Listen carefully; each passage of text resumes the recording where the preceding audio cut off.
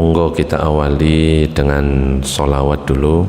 Maulaya salli wa sallim daiman abada ala habibika khairil khalqi kullihim. Maulaya salli wa sallim daiman abada ala habibika khairil khalqi kullihim. Huwal habibul ladzi turja syafa'atuhu likulli hawlim minal ahwa limuqtahimi. Maula ya salli wa sallim daiman abada ala habibika khairil khalqi kullihim. Ya Rabbi bil Mustafa balligh maqasidana waghfir lana ma madaya wasi'al karami. Assalamualaikum warahmatullahi wabarakatuh.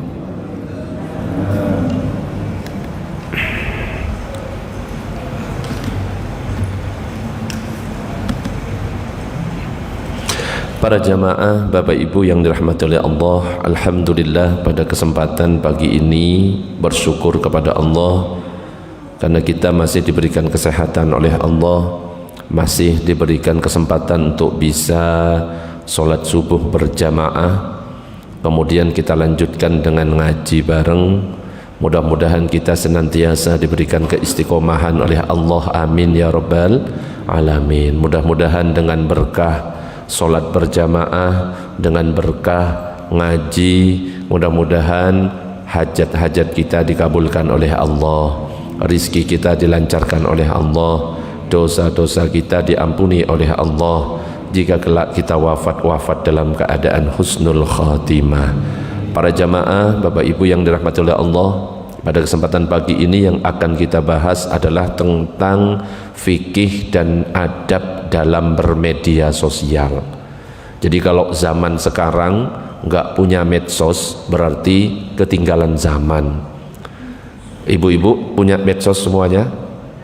Boten, ya berarti itu yang ketinggalan zaman. Bapak-bapak sudah punya medsos semuanya? Sudah? Minimal WA. WA itu ya medsos. Ya, lebih-lebih kalau lengkap ya punya WA, punya Facebook, punya IG, punya TikTok. Ibu-ibu sudah punya TikTok belum? Belum, benar-benar ketinggalan zaman ini kayaknya. Bapak-bapak sudah punya TikTok? Taktik ya yang ada ya, alhamdulillah. Yaitu ya tanda-tanda kalau umurnya sudah tua ya, berarti masih belum punya TikTok ya. Ya paling masih Friendster ya.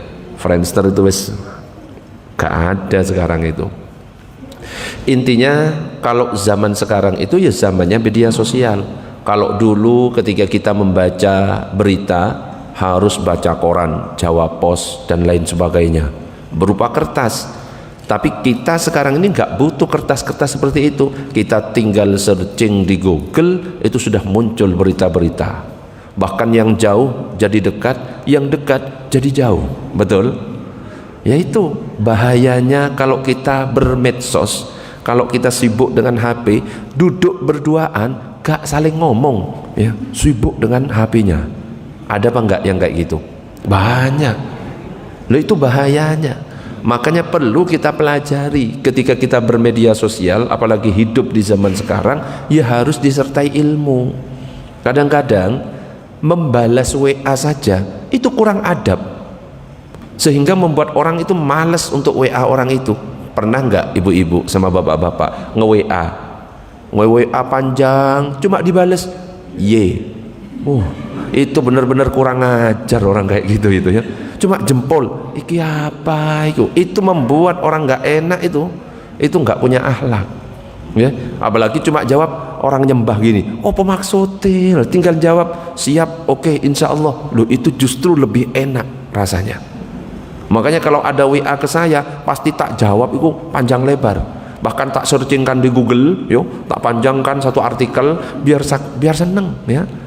Jadi cara menjawab WA ya, bermedia sosial ya jangan cuma kayak gitu, butuh akhlak, butuh ilmu. Makanya pada kesempatan pagi ini yang akan saya bahas itu tentang adab bermedia sosial. Allahumma sholli ala sayyidina Muhammad. Yang pertama yang harus kita perhatikan adalah berakhlak baik. Jadi dalam bermedia sosial hendaklah seseorang memelihara akhlak baiknya. Gunakan bahasa-bahasa yang baik, jauhi bahasa-bahasa yang kasar yang menyakiti. Ya, hati-hati. Seseorang bisa masuk surga karena lisan. Seseorang bisa masuk neraka juga karena lisan. Sekarang lisan itu bisa diwakili dengan jari. Ya, lisanmu harimaumu, sekarang jarimu harimaumu, hampir sama sekarang itu. Makanya ada yang mengatakan salamatul insan fi hifdzil lisan, selamatnya seseorang itu terletak pada penjagaannya terhadap lisan. Bahaya lisan itu, kalau misalkan tangan kita tergores oleh pisau, luka bisa disembuhkan, bekas bisa hilang. Tapi kalau misalkan hati seseorang kita gores dengan lisan kita, ya, seandainya kita minta maaf, kira-kira masih ingat nggak Bu?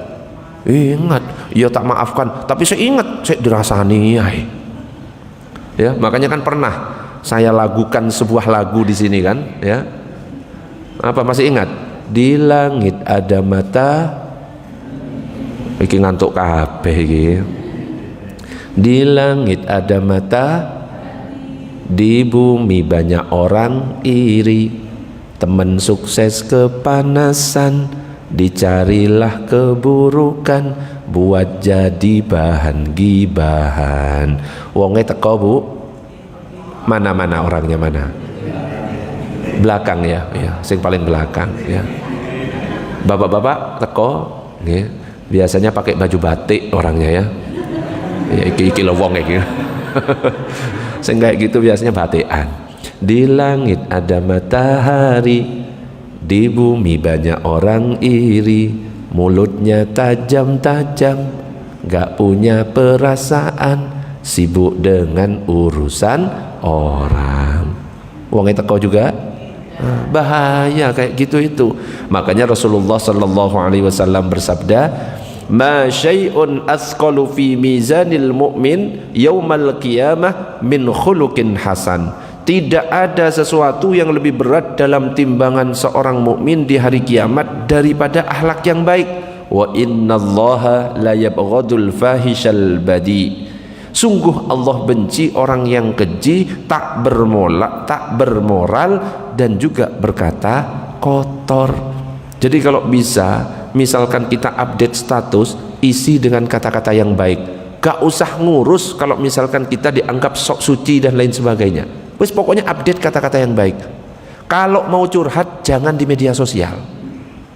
Nggih, utangnya wakeh, ribut sama suami, jangan diupdate di media sosial. Kenapa? Orang yang benci kepada kita kalau ngelihat kita susah malah tambah ketawa-ketawa. Makanya kalau ibu-ibu, bapak-bapak ngelihat status saya pasti isinya seneng-seneng, meskipun yo sebenarnya melarat di belakang.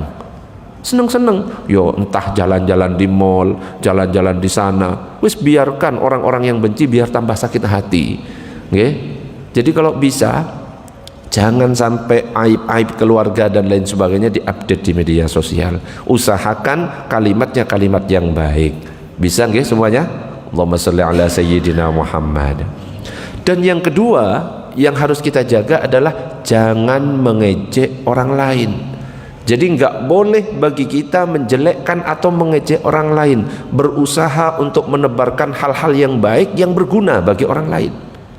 Makanya kan disampaikan apa? Sampaikan walaupun satu ayat. Balighu anni walau ayat. Ya, kalau bisa updatean status saya, kita, media sosial kita, Facebook, isi dengan kalimat-kalimat yang baik. Pesan Rasulullah diupdate di situ, nggak apa-apa. Ya, urusan nanti dipanggil sok suci dan lain sebagainya boleh, tidak masalah, wis urusan nanti. Yang penting jangan sampai mengejek orang lain. Kalau mengejek orang lain atau menghina orang lain atau merendahkan orang lain, itu bahaya. Orang yang merendahkan orang lain itu ya termasuk kriteria sombong. Karena bisa jadi orang yang kita ejek, yang kita rendahkan, yang kita hina, ternyata dia mulia di sisi Allah. Makanya dalam Al-Quran surat Al-Hujurat itu dikatakan, ya ayyuhalladzina amanu la yaskhar qaumun min qaum asa ayyakunu khairam minhum wala nisa'um min nisa' asa ayyakunna khairam minhun wala talmizu anfusakum wala tanabazu bil alqab bi'sal ismul fusuqu ba'dal iman wa man lam yatub faulaika humuz zalimun. Hai orang-orang yang beriman, janganlah suatu kaum mengolok-olok kaum yang lain, karena bisa jadi mereka yang diperolok-olok lebih baik dari mereka yang mengolok-olok. Jangan pula perempuan mengolok-olok perempuan lain, karena bisa jadi perempuan yang diolok-olok itu lebih baik dari perempuan yang mengolok-olok. Janganlah kamu saling mencela satu sama lain, janganlah saling memanggil dengan gelar-gelar yang buruk. Seburuk-buruk panggilan adalah panggilan yang buruk, fasik setelah beriman. Siapa yang tidak bertobat, maka mereka itulah orang-orang yang zalim. Jadi jangan sampai kita menghina orang lain, karena bisa jadi yang kita hina ternyata mulia di sisi Allah. Jangan sampai merendahkan orang lain. Ya, kalau kita merendahkan orang lain berarti yang ditiru bukan Rasulullah, tapi yang ditiru siapa? Iblis. Karena yang pertama kali makhluk yang merendahkan yang lainnya itu adalah iblis. Ketika iblis diperintahkan untuk sujud, termasuk para malaikat lainnya, wa idz qulna lil malaikati isjudu li adama fasajadu illa iblis. Ya, semua penduduk langit diperintah untuk sujud, semuanya sujud kecuali satu. Siapa yang nggak mau? Iblis. Ketika ditanya, iblis, kenapa kamu kok nggak mau sujud? Ana khairum minhu khalaqtani min nar wa khalaqtahu min tin. Aku lebih baik daripada Adam.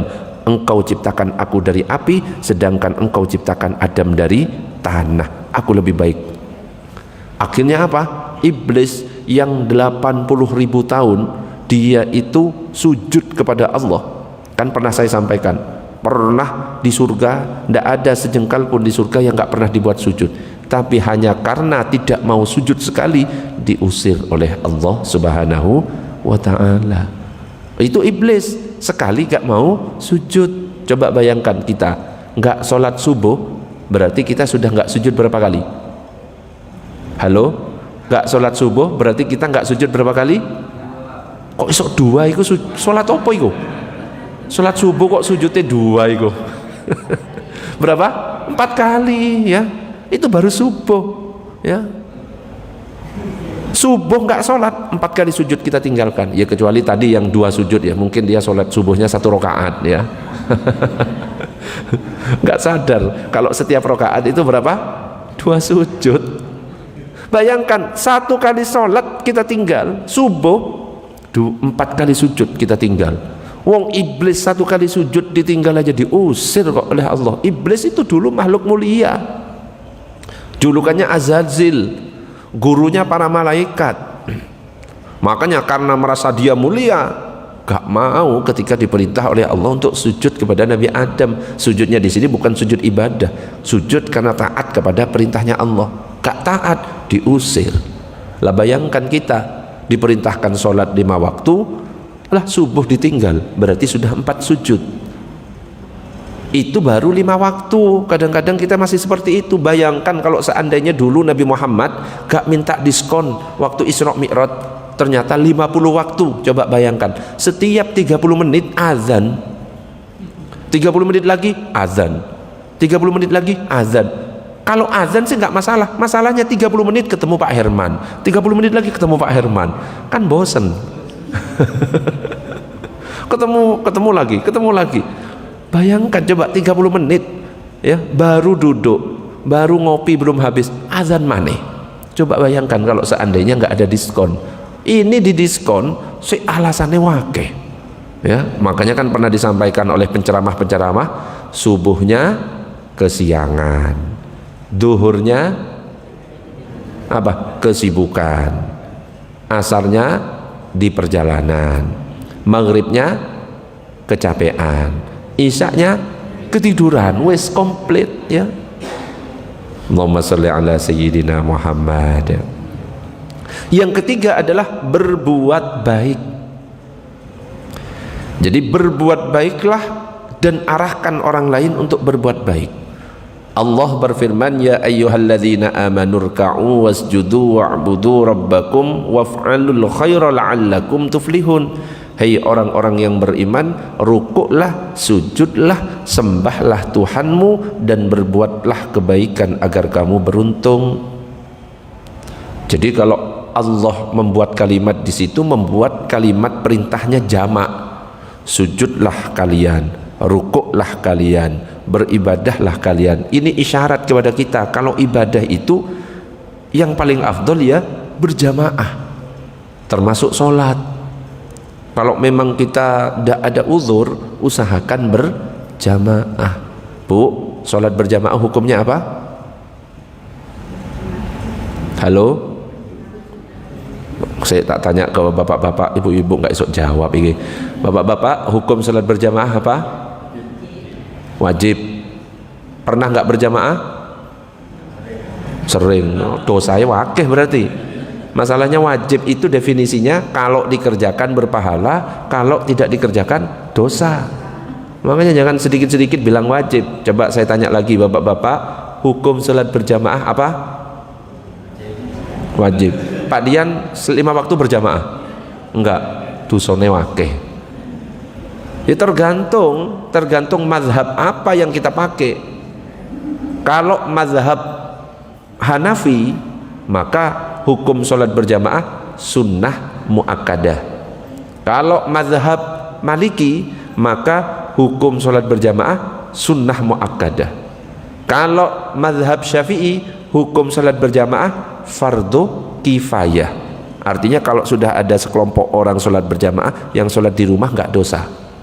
Kalau mazhab Hambali, hukum sholat berjamaah fardu ain.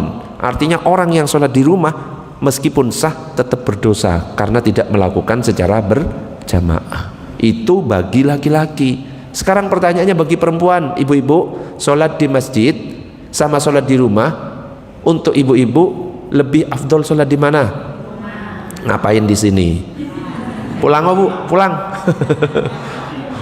Jawab tok tapi nggak dipraktekkan. Ya nggak gitu juga jawabannya, nggih. Sholat di rumah jika khawatir timbul fitnah. Ada cewek cantik, sik muda, kalau dia lewat disuit-suit, diliriki oleh cowok-cowok, baru sholat di rumah. Nek wis expired, nah, sholatnya ya di masjid aja lah ya. Allahumma sholli ala sayyidina Muhammad. Jadi berbuat baik, arahkan orang lain untuk berbuat baik. Nabi sallallahu alaihi wasallam bersabda, "Man da'a ila hudan kana lahu minal ajri mislu ujuri man tabi'ahu la yanqusu dzalika min ujurihim syai'a." Barang siapa yang menunjuki kepada suatu kebaikan, maka dia akan mendapatkan pahala seperti pahala orang yang mengerjakannya tanpa mengurangi pahala mereka sedikit pun.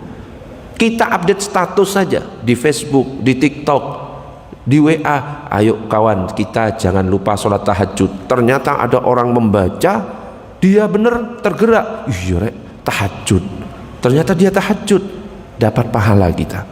Makanya kadang-kadang ketika kita dikumpulkan nanti di akhirat, kadang-kadang ada yang nggak sadar, loh pahala dari mana ini? Ternyata malaikat menjelaskan, ini orang-orang yang kamu ajak kebaikan, dapat pahala yang sama. Makanya kan pernah saya sampaikan, kalau kita ngajak orang ngaji, terus dia hadir ngaji, dapat pahala ngaji.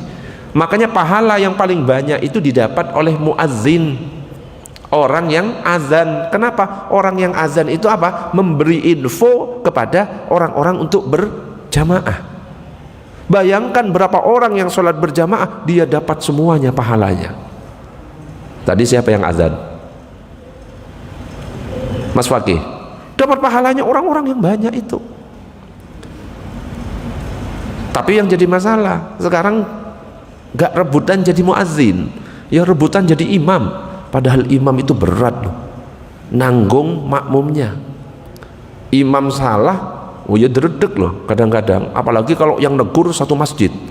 Loh kalau jadi imam itu harus kuat mental, bener-bener kuat mental. Kenapa? Kalau seandainya ditegur dan yang negur satu masjid itu dredeg, bingung kadang-kadang, salahku apa ya? Kadang-kadang gitu. Dan imam itu kalau milih ya harus bener, bukan karena ketua takmir terus dipilih jadi imam, bukan karena dia pernah berangkat haji 5 kali terus dipilih jadi imam, bukan karena dia pendiri masjid kemudian dipilih jadi imam, bukan karena dia ketua RW, bupati dan lain sebagainya kemudian dipilih jadi imam, bukan karena usianya paling tua dipilih jadi imam, bukan. Kalau imam itu harus dipilih yang ilmunya bagus, terutama ilmu fikihnya. Dia ngerti ketika dia batal harus kemana, dia tahu. Dia harus ngapain ketika batal, harus tahu. Coba bayangkan kalau misalkan yang jadi imam dia nggak ngerti ilmu fikih, lagi sujud batal, tiba-tiba dia pergi, makmumnya bingung, kok nggak bangun-bangun, dilihat lu nggak ono imame. Coba bayangkan, seandainya pun juga ya, pernah tak di sini kejadian, misalkan lagi imamnya batal lagi kondisi sujud, terus yang di belakangnya disentuh, mas batal, terus kira-kira yang di belakangnya imam majunya pakai sambil sujud gosong-gosong apa gimana? Nek gak punya ilmu ya gak bisa. Makanya milih imam harus sing pinter, alim, ngerti ilmu fikih. Dia gak ngerti ilmu fikih, batal, mau keluar, waduh katanya ustadz gak boleh lewat di depannya orang sholat. Akhirnya apa? Duduk-duduk di mimbar nungguin sampai selesai. Ya itu gara-gara gak punya ilmu. Makanya imam itu sing pinter ilmu fikihnya. Kalau sama-sama alim, fikihnya bagus, Qur'annya sing paling banyak hafalannya. Nah harusnya yang jadi imam itu ya Mas Fakih yang hafal Quran. Loh saya nggak hafal, saya cuma hafalnya Al-Ikhlas 3 kali, pahalanya sama dengan membaca Al-Quran. Sing imami itu sing banyak hafalannya, ya nggak sembarangan. Kenapa? Bacaan salah satu huruf panjang pendek salah itu bisa berubah makna, bisa batal sholatnya. Apalagi kalau yang dibaca surat Al-Fatihah.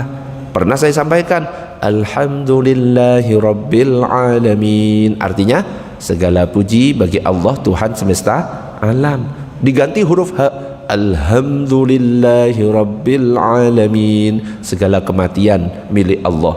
Oh salah kan? Ar-Rahmanir Rahim, yang maha pengasih maha penyayang.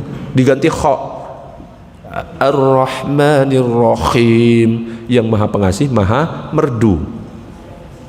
Iyyaka na'budu wa iyyaka nasta'in, hanya kepadamu kami menyembah, hanya kepadamu kami minta pertolongan. Pakai tasydid, iyyaka, gak pakai tasydid, iyyaka na'budu wa iyyaka nasta'in, hanya kepada cahaya mataharimu kami menyembah, hanya kepada cahaya mataharimu kami minta pertolongan. Jadi syirik loh, hati-hati. Baru kalau misalkan sama-sama alim, sama-sama pinter fikihnya, sama-sama Qur'annya bagus, baru dipertimbangkan sopo yang paling tua, umurnya sama, mungkin lahirnya bareng di rumah sakit yang sama, ya dipilih. Yang tinggal di perumahan itu siapa duluan? Oh ini, pilih duluan. Oh ternyata beli perumahannya sama, bareng, tahunnya sama, jamnya sama, baru dipilih. Ya, dipilih lagi yang apa? Sing dicintai jamaahnya mana? Loh iya, ganteng itu pengaruh. Oh iki lebih ganteng, lebih dicintai jamaah, pilih. Loh kok ternyata sama-sama ganteng, baru dipilih yang paling sabar. Yang paling sabar itu biasanya istrinya lebih banyak. Kenapa? Sering diomeli di rumah. Jadi kalau satunya istrinya dua, satunya istrinya satu, yang istrinya dua dipilih, ya kesabarannya sudah apa? Teruji, ya. Allahumma shalli ala sayyidina Muhammad. Sebaliknya, man da'a ila dhalalatin kana alaihi minal ismi mithlu atham man tabi'ahu la yanqusu dzalika min athamihim syai'a. Dan barang siapa mengajak kepada keburukan atau kesesatan, maka dia akan mendapat dosa sebanyak yang diperoleh oleh orang-orang yang mengikutinya, tanpa mengurangi dosa mereka sedikit pun. Nah, sebaliknya, kita ternyata ngasih contoh yang tidak baik kepada orang lain, dan contoh tidak baik itu ternyata kita tiru, ditiru banyak orang. Maka orang-orang yang banyak yang meniru ketidakbaikan kita, kesesatan kita, maka kita yang mempelopori contoh tidak baik itu akan mendapat dosanya. Jadi yang ada itu tidak hanya amal jariyah, tapi dosa jariyah juga ada. Makanya hati-hati kalau kita menghujat di media sosial pakai kata-kata kotor. Selama kata-kata kotor itu tidak terhapus, masih terbaca orang lain, dan masih membuat orang lain sakit hati, itu jadi dosa jariyah, terus ngalir dosanya. Makanya hati-hati, ya. Yang biasanya sindir-sindiran via status WA, wis gak usah dilakukan, gak penting-penting amat, ya. Cari yang bermanfaat saja. Allahumma sholli ala sayyidina Muhammad. Oke, sebelum saya lanjutkan sampai di sini, ada pertanyaan? Monggo. Kalau ada pertanyaan, pertanyaannya bebas, ya, gak hanya medsos, ya. Monggo, monggo. Kalau ada pertanyaan, ibu-ibu atau bapak-bapak, ada? Ya, monggo, silakan Pak, monggo. Sebenarnya dilema juga ya dengan sekarang ini, banyaknya netizen tanya komen. Ambil contoh yang sangat frontal, kita inginnya melakukan hal baik, tapi malah dihujat. Kalau kita ngomong yang hal-hal yang buruk, malah banyak komennya gitu. Ambil contoh kita masalah riba. Kamu masalah riba, itu aja yang komen malah kita dapat hujatan. Apa itu zaman gini kok ngomong riba? Padahal sudah jelas ya, bukan riba dilarang. Tapi kalau kita ngomong yang jelek, memprovokasi, itu malah yang support malah banyak. Didukung banyak, ya. Nah, yang didukung banyak. Namanya sikap apa yang kita lakukan dengan itu. Kemudian dengan adanya seperti problemnya sekarang ini, banyak motor mengalah, otomatis kita kan melakukan sendiri dengan rasa jengkel atau apa, kan kita juga ikut komen. Nah, seperti apa? Banyak apa tadi? Mogok apa? Motor mogok. Oh, iya. Oh, ini korban berarti, ya. Korban, ya. Nah, termasuk ini, Mbak. Ini korban juga, Mbak. Nyendat motornya. Iya, benar. Dengan mata jengkel juga, ikut komen juga.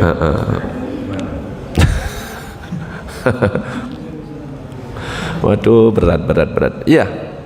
Jadi memang kalau misalkan kita kita menjelaskan kebaikan, kadang-kadang malah justru dapat hujatan.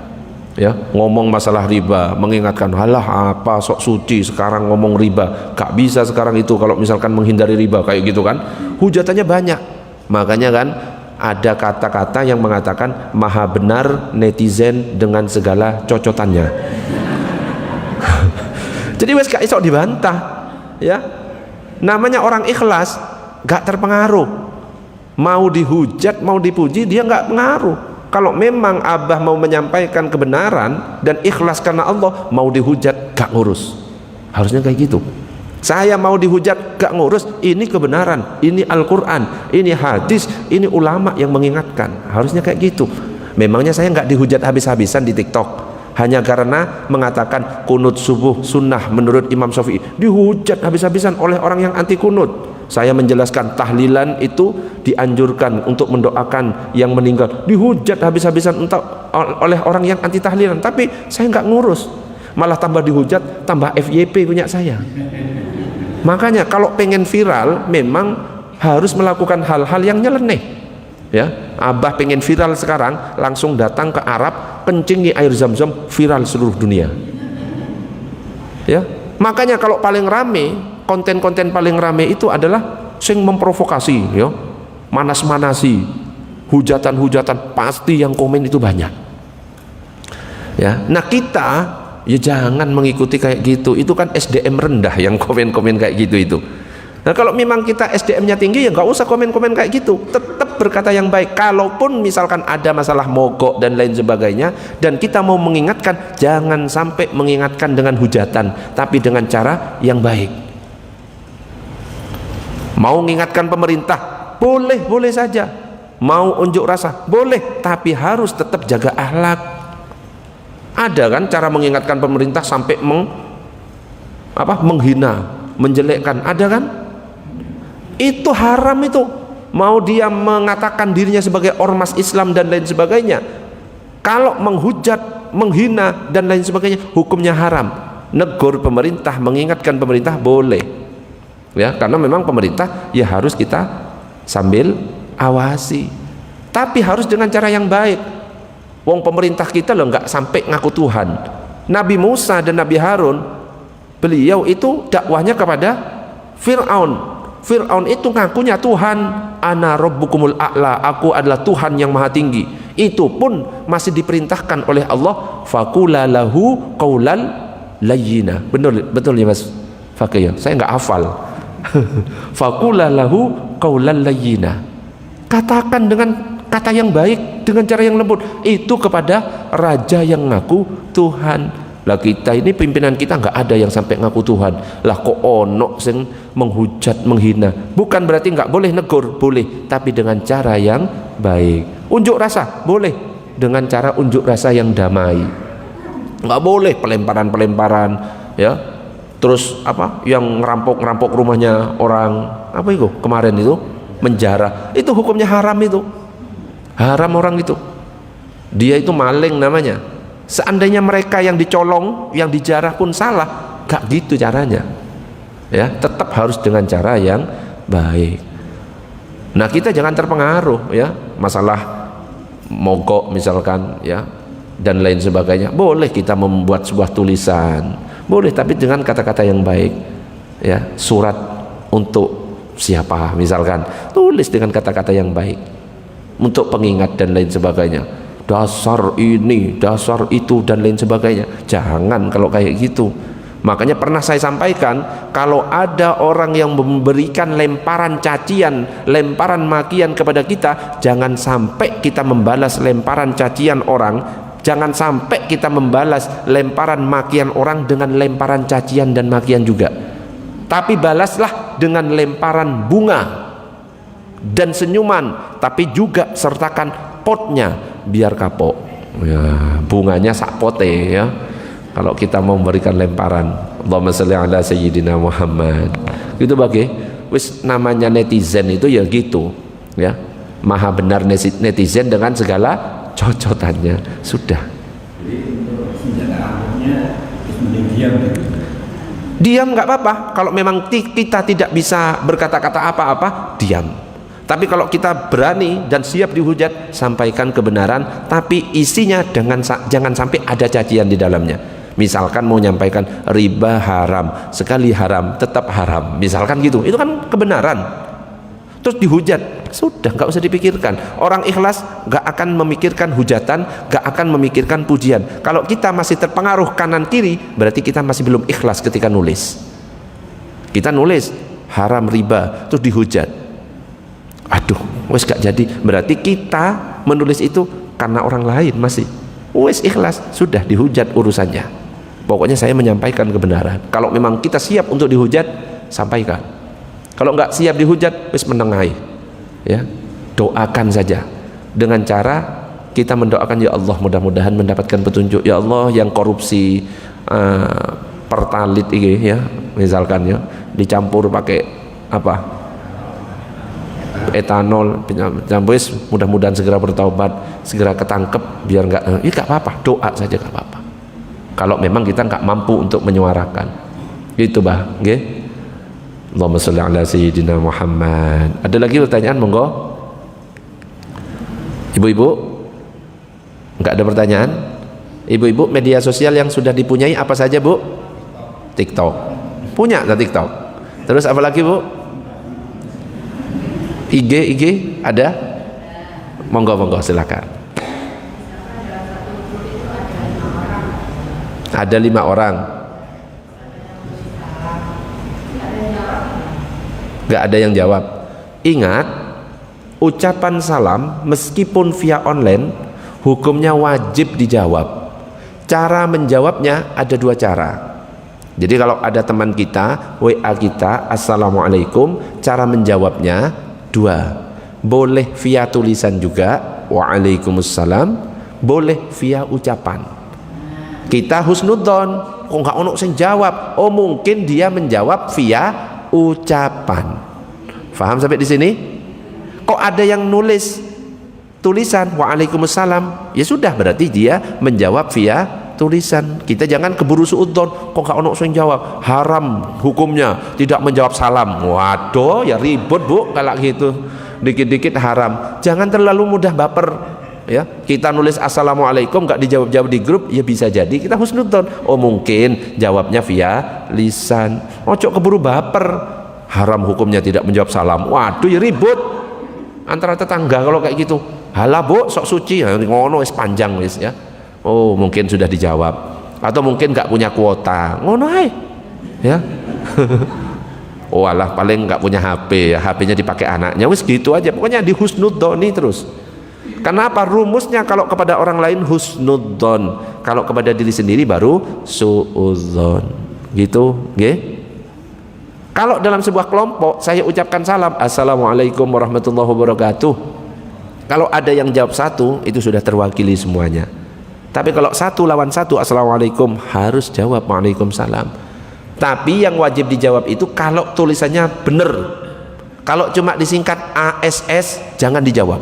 Itu bukan salam, itu artinya pantat. Oke? Betul ya Pak Herman? Yang guru bahasa Inggris siapa? ASS itu bukan salam loh. Jadi kalau ada ASS WRWB, gak usah dijawab, itu bukan salam. Kalau jawabannya tulisannya sempurna, assalamualaikum, baru jawab waalaikumsalam. Jadi kalau nulis salam jangan disingkat, termasuk yang jawab was, ngopo ae geje kok gak jelas wong kayak gini. Maksudnya opo gitu loh. Ono sing disingkat askum, gak ada kayak gitu, itu wis assalamualaikum gitu loh. Gak usah dijawab. Kalau nggak lengkap, aneh-aneh, gak usah. Iya maksudnya gaul, tapi nggak ada salam-salam gaul, itu nggak ada. Wes pokoknya harus lengkap baru dijawab. Kalau jawab bukan waalaikumsalam, waalaikumsalam, itu dalam bahasa Arab yang benar cara menjawab. Ibu, ada lagi pertanyaan? Monggo, Pak Herman silakan.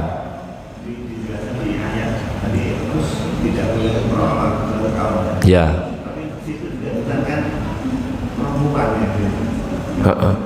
Ya. Ya. Jadi di ayat ini tadi, nah ini kan ya. Hai orang-orang yang beriman, janganlah suatu kaum mengolok-olok kaum yang lain, karena bisa jadi yang diolok-olok itu ternyata lebih baik daripada yang mengolok-olok. Jangan pula perempuan mengolok-olok perempuan lain, karena bisa jadi perempuan yang mengolok-olok itu ya ternyata nggak lebih baik daripada yang diolok-olok.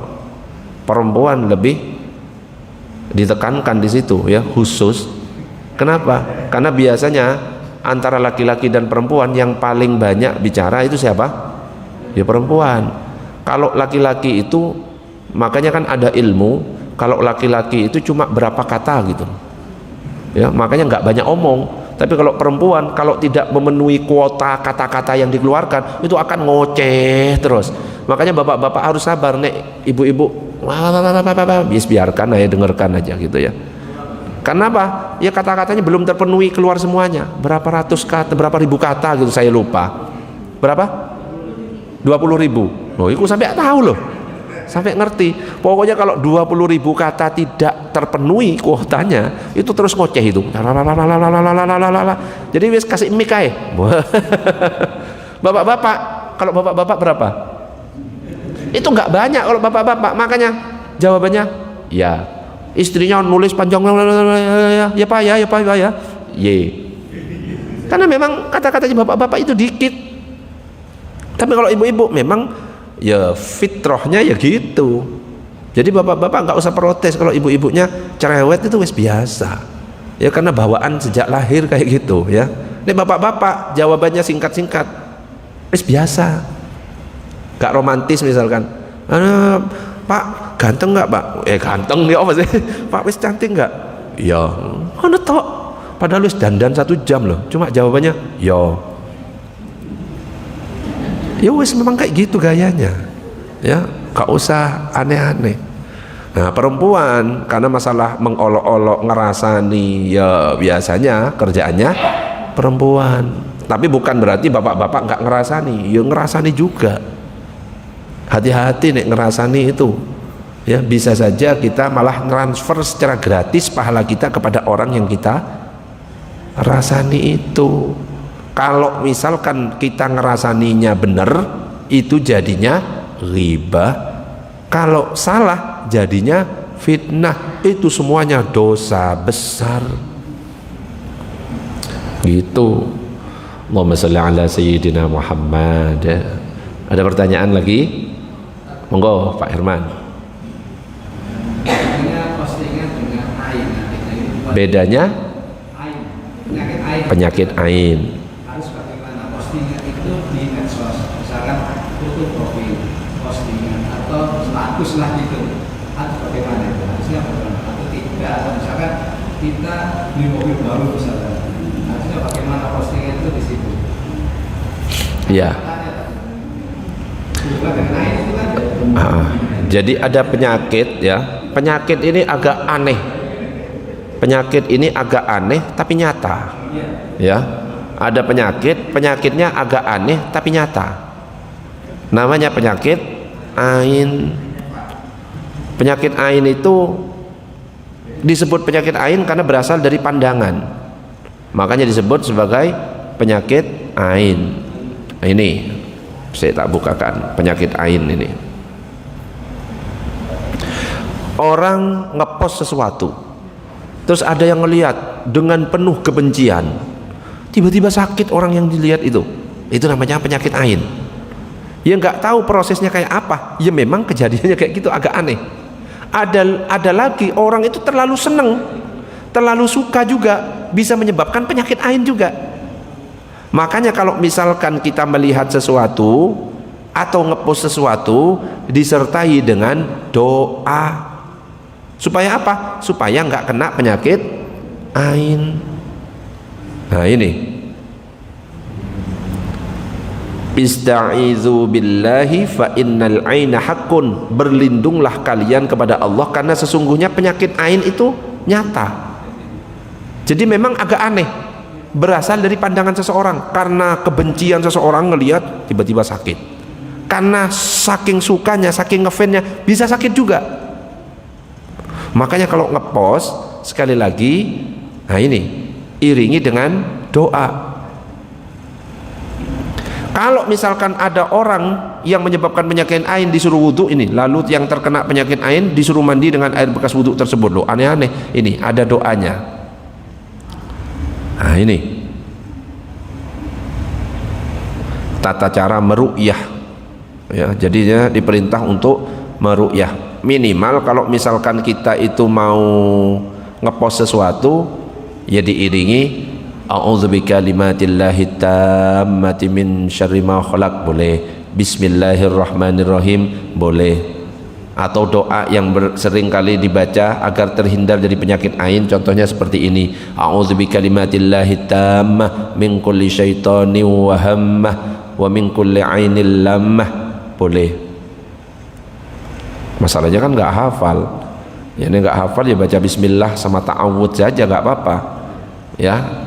Hati-hati kalau misalkan ngepost, contohnya saya biasanya sering ngepost di media sosial, banyak gambar saya itu ya kalau jadwal-jadwal ngaji.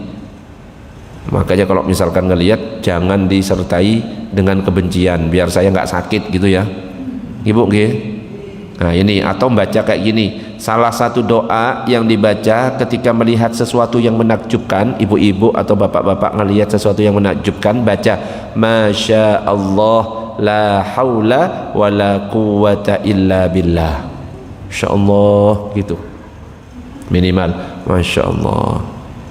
Jangan cuma dilihat toh, biar apa? Gak jadi penyakit ain, karena penyakit ain itu tidak hanya karena penglihatan kebencian, juga penglihatan ngefan juga bisa menyebabkan orang yang kita lihat sakit, dan penyakitnya agak aneh tapi benar ya. Prosesnya gimana ya wallahu a'lam. Atau mendoakan keberkahan dengan mengucapkan kalimat Allahumma barik fihi ketika ngelihat Masya Allah, Allahumma barik fihi. Atau tadi Masya Allah la haula wa la quwata illa billah, sambil mengucapkan seperti itu. Allahumma sholli ala sayyidina Muhammad. Tadi pertanyaannya apa Pak Herman? Ain kan ya. Nah itu sambil ucapkan bismillah. Ini niatnya syiar. Punya mobil misalkan ya, di pos itu pamer namanya, bukan syiar ya. Punya mobil ngepost itu namanya pamer ya. Nek pamflet ngaji itu namanya syiar. Nek punya mobil ya terus di post itu namanya pamer. Allahumma sholli ala sayyidina Muhammad. Ada pertanyaan yang lain monggo sebelum dilanjut. Ini apa namanya, subuhnya itu jam 4 kurang 20 menit ya. Jadinya ini sudah mau isyraq. Isyraq kurang berapa menit Pak Herman? Wis isyraq, wis terbit. Loh cepet banget ya. Ayo ya, kalau ada pertanyaan, kalau nggak ada tak baca cepat. Allahumma sholli ala sayyidina Muhammad. Itu beberapa adab yang kita lakukan ketika bermedsos, buat orang lain nyaman. Seperti contohnya apa? Jawab WA-nya orang jangan singkat-singkat. Itu jengkel itu orang yang WA itu kalau cuma jawabnya apalagi cuma kode. Apa maksudnya? Gak paham saya kayak gitu itu. Saya paling males habis WA terus apa sih? Iki jangan-jangan sudah murtad masuk. Tak bilang gitu. Jangan kayak gitu. Siap. Itu membuat orang itu nyaman, lega. Pak jangan lupa nanti Pak undangan 7:30. Siap insya Allah. Itu lebih enak kedengarannya. Bukan cuma apa sih? Saya enak kalau ada orang kayak gitu di WA cuma jawabannya kayak gitu, gak akan tak WA lagi. Itu dulu, tapi kalau sekarang saya sudah wis mau bales nggak masalah. Kalau saya husnudzon sesuai dengan rumus saya biasanya ya baik, tapi nggak enak juga. Nah, berarti nanti Pak Herman kalau WA saya tak jempol lah ya. Ojo, kasih tulisan ya, kasih tulisan itu lebih nyaman ya. Ada kadang-kadang orang wis tak tulis banyak-banyak jempol tok, ada yang kayak gitu kan, itu nggak membuat nyaman orang lain. Pak siap lo, ada tulisan gitu loh, Masya Allah. Saya biasanya setiap hari Selasa itu kan ada rutinan Majelis Al-Anwar, biasanya saya broadcast, ada yang jawab ada yang tidak. Untuk yang jawab macam-macam, ada yang cuma jempol, awas kata WA lagi, pasti tak gitu. Ada yang jawab siap insya Allah, membuat lebih nyaman. Ada yang nggak bales, saya husnudzon, mungkin dia mengamalkan surat Al-Alaq, Iqra, bacalah, bukan balaslah. benar-benar sesuai sunnah ini orang ini, tak gitu kan. Jadi ibu-ibu nggak usah baper, bapak-bapak nggak usah baper. Kalau di WA kok nggak dibales, bisa jadi yang kita WA itu mengamalkan surat Al-Alaq ayat 1. Iqra, bacalah, bukan balaslah. Gak usah malah kaget marah-marah ya. Allahumma shalli ala sayyidina Muhammad. Jadi membuat orang nyaman. Yang kelima, menghormati ketika berdebat. Boleh berdebat secara langsung, berdebat boleh, di medsos boleh, tapi kalau di medsos perdebatannya sudah nggak masuk akal. Debatnya itu debat kusir, gak usah ikut-ikutan kalau di medsos, kecuali kalau memang debatnya memang ilmiah, bukan mencari pembenaran, tapi yang dicari kebenaran, boleh dengan kata-kata yang baik disertai dengan referensi, baru boleh. Makanya akan dikatakan dalam Al-Quran itu, ud'u ila sabili rabbika bil hikmah wal mau'izatil hasanah wajadilhum billati hiya ahsan. Serulah manusia kepada jalan Tuhanmu dengan hikmah dan pengajaran yang baik, dan berdebatlah dengan mereka dengan cara yang baik. Berdebat bukan berarti tidak boleh, boleh, tapi harus dengan cara yang baik. Kalau sudah nggak sehat komentar-komentarnya, nggak usah ikut-ikutan, wis tinggalkan saja. Gitu. Allahumma shalli ala sayyidina Muhammad. Yang keenam, cek fakta sebelum posting. Kalau ada berita, cek dulu benar atau tidak. Kok ternyata tidak, lewati berita itu, del. Dicek benar atau tidak. Kok benar, jangan langsung diposting, tapi dilihat, kalau saya post ini ada manfaatnya atau tidak. Walah, ternyata nggak manfaat, nggak usah diposting. Dicek benar atau tidak. Oh benar, dilihat manfaat atau tidak. Oh ternyata manfaat, baru diposting. Jadi cek kebenaran sebelum kita posting berita. Kalau benar, dilihat lagi manfaat atau tidak ketika kita posting. Kalau diposting manfaat, boleh di-share. Itu kadang-kadang langsung share, ternyata beritanya berita hoak ya. Hoak apa hoax? Ya gitulah. Hoax ya. Hoax ya, berita hoax. Dicek dulu. Nabi itu mengatakan kafa bil mar'i kadziban ayyuhadditsa bikulli ma sami'ah. Cukuplah seorang itu sangat cukuplah seseorang itu sebagai pembohong ketika dia menceritakan semua berita yang dia dengar tanpa verifikasi. Jadi dicek dulu benar atau tidak, manfaat atau tidak berita itu. Jadi yang ketujuh, hormati ahlinya. Kalau ngomong masalah agama, kita yang bukan ahli agama meneng ya, biarkan orang yang ahli agama yang komen. Yang jadi masalah, netizen itu semuanya ikut komen dan ahli segalanya. Kalau yang dibahas tentang masalah runtuhnya pondok pesantren, jadi ahli bangunan semuanya, bener apa enggak? Yang dibahas masalah kunut subuh, jadi ahli agama semuanya. Itu saking hebatnya netizen, jadi ahli segalanya. Nah kita itu jangan kayak gitu, sesuaikan. Kalau memang kita bidangnya sini, boleh kita komentar, sehingga apa, ilmiah yang dikomentari itu manfaat untuk orang lain yang membacanya. Kalau yang diomongkan masalah agama, biarkan orang yang ahli agama yang berdiskusi dengan cara yang baik. Kita yang nggak ngerti, nyimak saja untuk nambah wawasan kita. Nah kita itu nggak seperti itu, pengen komen, akhirnya hujatan-hujatan. Ulama yang mondoknya 20 tahun dihujat oleh orang yang cuma belajar agama cuma Sabtu Minggu, itu pun yang dipelajari tematik. Oh bahaya kayak gitu itu. Allahumma sholli ala sayyidina Muhammad. Makanya Allah berfirman, fas'alu ahlad dzikri in kuntum la ta'lamun, maka bertanyalah kepada orang yang mempunyai pengetahuan jika kamu tidak mengetahui. Kalau bisa sebarkan hal-hal yang positif ya, ada berita baik baru sebar, ada artikel yang baik baru sebar. Kalau artikel-artikel yang nggak bener, broadcast, sekarang masuk bulan Rajab, siapa yang mengirim kepada 5 orang maka insya Allah rizkinya akan datang secara tidak terduga-duga. Ada apa enggak? Jangan kayak gitu itu. Makanya tanyakan dulu. Rasulullah bersabda, siapa yang menulis kalimat ini sampai ini, maka rizkinya akan muncul secara tidak terduga, aduh itu hadis-hadis palsu, jangan usah di-share. Tanyakan dulu ini benar atau enggak. Kalau benar baru share, kalau salah dibuang.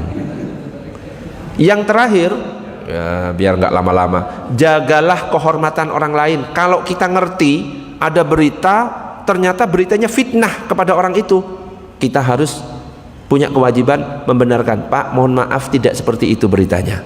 Masalah nanti omongan kita tidak diterima, sudah.